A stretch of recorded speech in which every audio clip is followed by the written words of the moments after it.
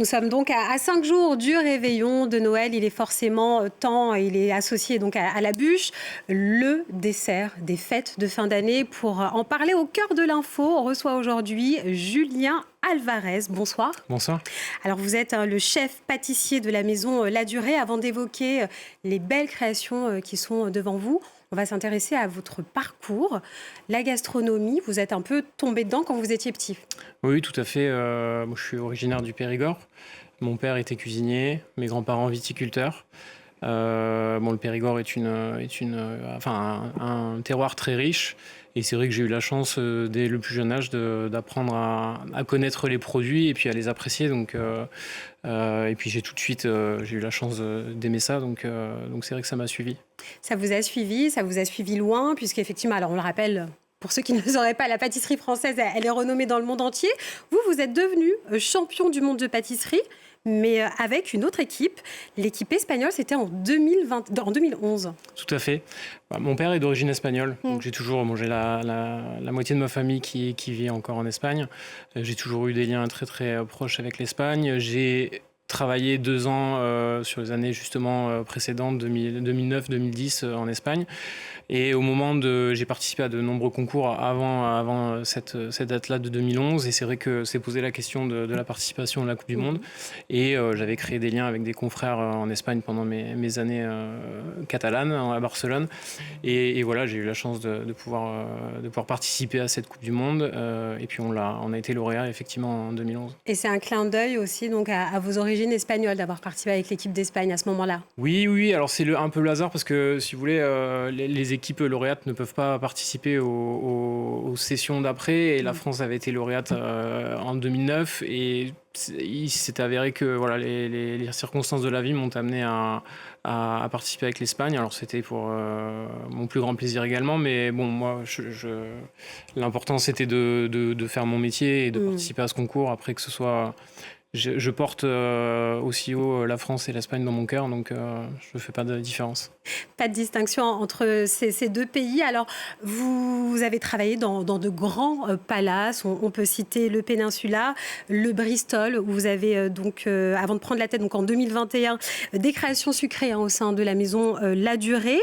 Noël, c'est une période forcément particulière, où on crée aussi des bûches. Pour cette année, vous avez décidé de créer une bûche d'exception qui rend hommage au mythe grec des Hespérides. Elle est juste à côté de vous, à votre gauche. Expliquez-nous un peu. Alors, c'est effectivement, Noël est un moment hyper important pour nous, hyper excitant. On a à cœur vraiment de ravir nos clients et il y a toute une réflexion et on commence presque une année à l'avance à réfléchir à la thématique. Et avec toutes les équipes de la maison et notamment Joanne qui dessine l'ensemble des coffrets, j'échange beaucoup avec elle sur quelle va être la thématique, parce qu'en général, elle a toujours un petit temps d'avance par rapport à la réflexion pâtissière. Et c'est vrai que très rapidement, dans le mood board, dans les inspirations, le côté végétal, le blanc et or, très, très épuré, rapidement le côté aussi fruits, peut-être un peu, pas fruits défendus, mais en fait... et puis moi, d'un autre côté, j'avais cet esprit un peu bougeoir, un petit peu photophore. Alors là, on le voit pas trop dans cette... parce que la luminosité est assez importante, mais vous avez une LED dans la partie supérieure. Vous avez... en fait, vous allez découvrir l'entremets. Donc cette partie-là est réalisée en sucre, totalement en sucre. Vous avez l'entremets et ensuite vous avez une partie bonbonnière. Donc vraiment, la pomme avec ce côté végétal, ça a été vraiment le point de départ de la création et cet effet de surprise avec, on va dire, le fait de découvrir l'entremets, de découvrir la bonbonnière avec la collection de macarons et les Eugénies qui est juste en dessous. Alors l'effet de surprise, il est déjà total parce qu'effectivement, cette bûche, elle est en forme ronde. Oui, tout à fait. On a des pétales. Vous avez évoqué aussi le fruit défendu, la pomme.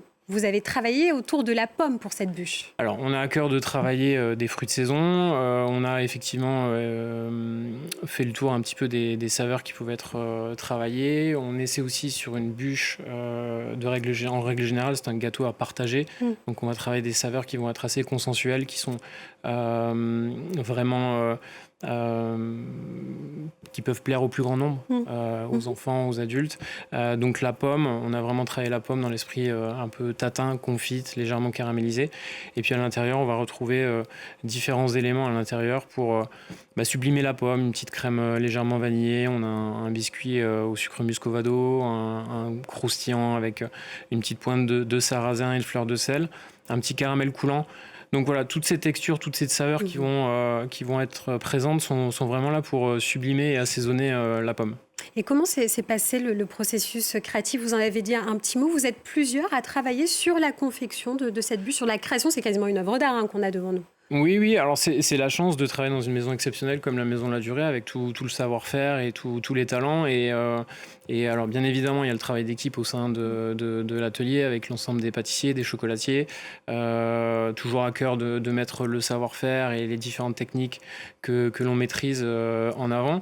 Et puis après, il y a effectivement l'univers créatif dans le sens large, l'univers La Durée, en fait, qui globalement amène à évoquer certaines pistes que moi tout seul, avec ma culture et mon éducation de pâtissier, je n'aurais peut-être pas forcément le réflexe d'envisager. Mais donc voilà, c'est vrai que après je resserre, hein.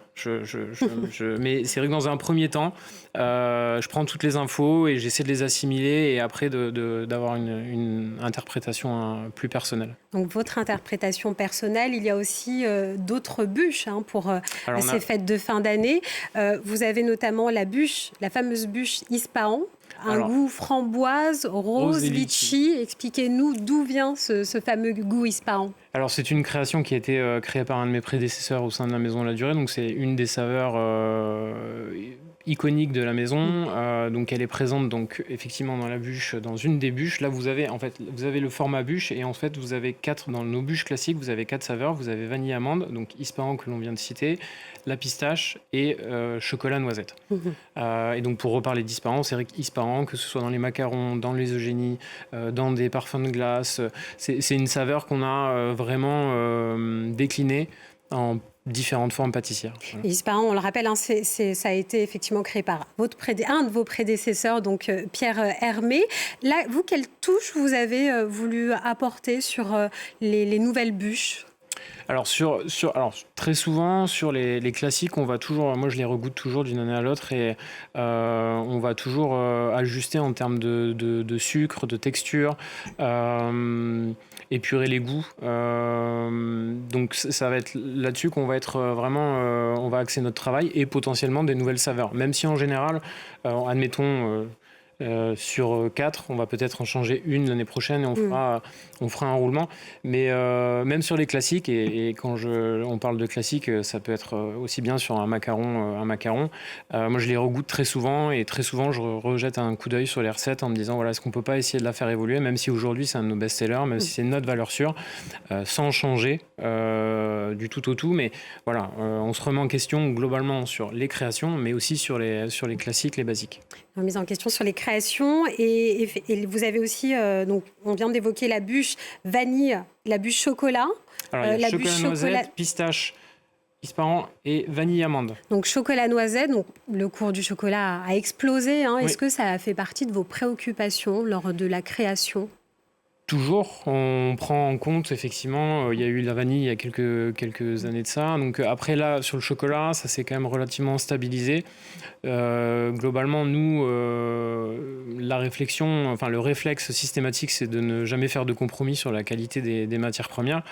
Donc c'était juste un petit peu de refaire un petit point sur l'utilisation du chocolat aujourd'hui dans toute notre proposition de dessert et de faire les bons choix, d'en mettre peut-être un peu plus à un certain endroit ou sur un parfum et peut-être sur une gamme de petits gâteaux de ne mettre qu'un gâteau chocolat et au lieu d'en avoir 2, 3 pour que globalement voilà, dans la proposition ce soit quand même en tout cas raisonnable en termes d'entreprise, mais qu'en termes de dégustation globalement il n'y ait aucun compromis encore une fois, que ce soit sur la qualité ou la quantité de matière que l'on va utiliser. Donc, mais c'est vrai que, et ça a été le réflexe que j'ai eu globalement, je vous parle de la vanille, parce que la vanille à un moment donné quand ça explosait, avant que ça explose, j'en mettais un petit peu de partout parce que ça exauce le goût, même dans d'autres parfums. Et dans certaines recettes, je me disais, mais en fait, tu mets un peu de vanille, mais là, récupère cette vanille-là et utilise-la à bon escient dans une autre recette. Donc voilà, ça permet aussi de remettre un peu à plat les choses. Après, sincèrement, nous, on a gardé la même logique et de qualité et de rigueur dans le travail. Donc voilà. La qualité dans le travail, la rigueur, on le voit aussi dans votre création pour la Maison La Durée, les Eugénies qui sont devant nous, que vous avez créé en 2023. Alors pour ceux qui ne connaissent pas le goût d'une Eugénie, est-ce que vous pouvez nous décrire un peu ce que ça donne en bouche ? Alors, pour vous le décrire, tout simplement, vous avez une base biscuitée, un sablé, qui va être légèrement enrobé, donc pour lui permettre de rester bien croustillant. Une légère coque de chocolat, et à l'intérieur, vous allez retrouver ou un caramel, une confiture de fruits ou un praliné pâte de fruits secs. Ce produit-là, j'ai eu l'immense plaisir encore une fois, c'est un travail d'équipe formidable au sein de la maison. On a parlé du chocolat juste avant. Je pense que le chocolat, ça fait partie des aliments que je consomme au quotidien. Vraiment, ça fait partie des choses où si j'ai pas mon petit carré de chocolat, il y a quelque chose qui me manque. Ça et le fromage. Mais le chocolat en fait partie. Et ce que j'aime bien, alors j'apprécie énormément des très bons bonbons de chocolat, mais j'aime bien tout ce qui est un peu picking. Donc ce qui est entre le snacking, tout ce qui est un peu sablé. Et en fait, le génie, c'était un peu cette idée-là, c'était de rapporter cette touche un peu sablée, goûtée, avec effectivement une texture très chocolatière ou de confiserie, avec praliné, caramel et confiture, comme je vous l'ai dit. Alors, il y a 2 questions qui me viennent en tête. D'où vient le nom Eugénie ? Expliquez-nous. Et puis, comment vous avez conçu ces coques en chocolat ? Alors, le nom Eugénie, il a été, encore une fois, chacun son expertise et son domaine, mais moi, il avait un nom de code dans le processus de création qui était un peu plus pâtissier, un peu plus basique. Mais C'était quoi le nom de code pâtissier basique ? J'avais appelé ça un Mac sablé, parce que c'était un peu l'idée de reprendre la logique de conception des macarons avec cet esprit sablé. Donc, c'était très basique, mais effectivement, j'avais délégué sur cette partie-là. Et Eugénie, ça fait référence à l'histoire de la Maison La Durée. Et donc le prénom Eugénie a été choisi pour baptiser cette nouvelle création. Et puis, vous avez une deuxième question. C'était la coque en chocolat, très rapidement. Comment vous avez... La coque chocolat, on a réalisé un moule. Alors, on a fait différentes formes au départ. La forme, le petit clin d'œil à la maison avec le macaron, qui est bien évidemment notre produit iconique, très vite a ressurgi. Et puis après, on a décidé petit à petit, il y a une V1, V2, process classique de tous les procédés de création. Et effectivement, avec Johan, encore une fois, qui dessine magnifiquement bien les boîtes. Et il a été décidé de mettre la couronne et le L pour signer ce produit-là et qu'il soit vraiment identitaire de la maison. Et à la gauche des Eugénies, on a des oursons qui font partie, eux, de la collection de Noël. Oui. Comment vous avez entamé le processus créatif sur ces oursons ? Alors, sur l'ourson, en règle générale, on a un ourson qui est décliné en 2 couleurs, en lait noir avec une guimauve vanille. Et pour la collection de Noël, on a travaillé une guimauve pain d'épices, donc un mélange d'épices, une touche d'agrumes, légèrement un peu plus orange d'ailleurs que citron, mais infusion d'agrumes, et enrobé d'un chocolat blanc caramélisé. Donc voilà, c'est un parfum, on va dire, hivernal qui fait clin d'œil au pain d'épices. Sa robe dorée, c'est venu un petit peu dans la veine, dans la lignée de tout ce qui a été décliné, bûches, macarons et autres. Julien Alvarez, merci beaucoup d'avoir été l'invité au cœur de l'info. Je rappelle le livre que vous venez de sortir, le petit livre de pâtisserie La Durée aux éditions Duchesne.